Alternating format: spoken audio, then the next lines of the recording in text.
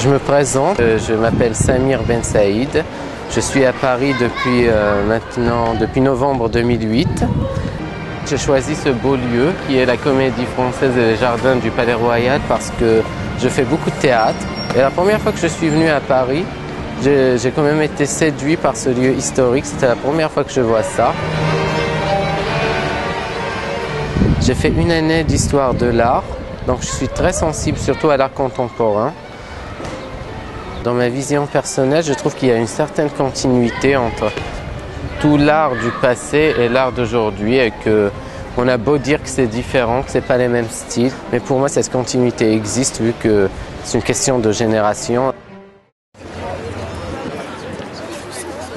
L'Académie française me touche aussi parce qu'aujourd'hui elle accueille de plus en plus d'écrivains étrangers et étant de nationalité algérienne et de culture berbéro-kabyle, j'avoue que ça me touche. Je suis fier de savoir qu'il y a des Algériens qui passent par ici et qui ont la même maîtrise et la même connaissance de la littérature que tous ces gens passés, que Racine, que Voltaire. Tous les articles que je fais pour les différentes associations dans lesquelles je suis bénévole, comme H&M2F, le Café Lunettes Rouges et la FEF pour les enfants, leur majorité, je les écris ici.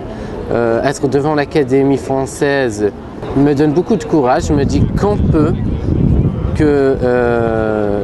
peut y arriver, que peut-être un jour ça sera moi.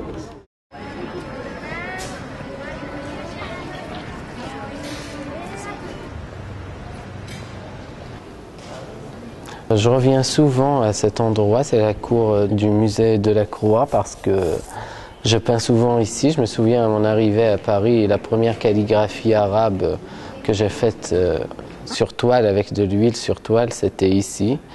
Pour moi, être journaliste, c'est aussi être honnête et être vrai envers soi-même et envers les autres.